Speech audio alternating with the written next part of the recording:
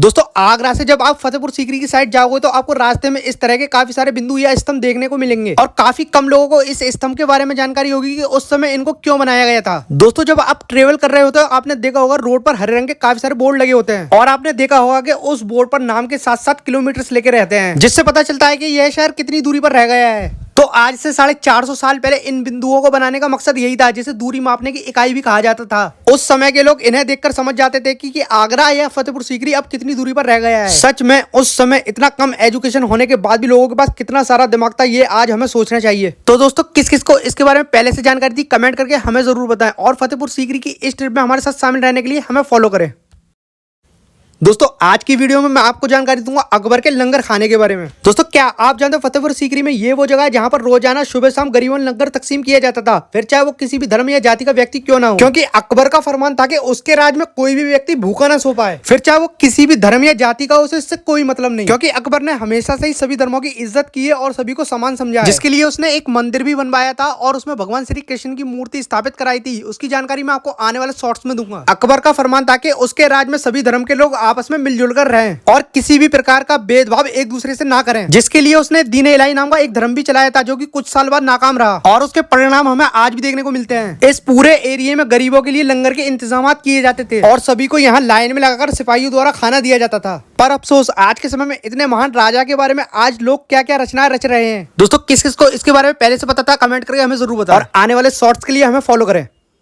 दोस्तों जैसा कि आप सब जानते हो ये एशिया का सबसे ऊंचा और सबसे बड़ा दरवाजा जो कि फतेहपुर सीकरी में मौजूद है और इसे बुलंद दरवाजे के नाम से जाना जाता है। लेकिन क्या आप जानते हो इस दरवाजे में छुपे हैं कुछ ऐसे राज जिसके बारे में शायद काफी कम लोगों को जानकारी होगी? नहीं तो आज जान लो और चले आओ सीधा मेरे साथ फतेहपुर सीकरी। लेकिन उससे पहले जानते हैं बुलंद दरवाजे के बारे में। आपको बता दें बुलंद दरवाजे की ऊंचाई 54 मीटर यानी लगभग 176 फीट है और इसका निर्माण सन 1571 में बादशाह अकबर द्वारा शुरू कराया गया। बताते हैं कि जब बुलंद दरवाजा बनकर तैयार हुआ था तो इसकी हाइट व्हाइट बॉर्डर तक थी, जिसमें लगभग 11 साल लगे थे और जब अकबर ने गुजरात पर फतेह हासिल की थी इसे और ऊंचा बनवा दिया गया, जिसमें लगभग 2 साल और लगे। अब बात करते हैं इसमें छिपे राज के बारे में। बुलंद दरवाजे से जब आप अंदर की साइड आओगे तो इसकी दीवार पर आपको कुछ टेलीग्राफी देखने को मिलेगी, जिसकी जानकारी मैं आपको आने वाले शॉर्ट्स में दूंगा। और बाहर से नजर उठाकर आप बुलंद दरवाजे की ऊंचाई की तरफ देखोगे तो आपको टॉप फ्लोर पर 13 खिड़कियां नजर आएंगी, जो कि इस बात का साइन है कि ये दरवाजा लगभग 13 साल में उनका तैयार हुआ। और इस दरवाजे तक आने के लिए आपको 52 सीढ़ियां चढ़कर आना होगा, जो कि इस बात का साइन है कि साल में 52 हफ्ते होते हैं। तो दोस्तों क्या आपको इसके बारे में पहले से पता था? कमेंट करके हमें जरूर बताएं और ऐसी वीडियोस के लिए हमें फॉलो करें।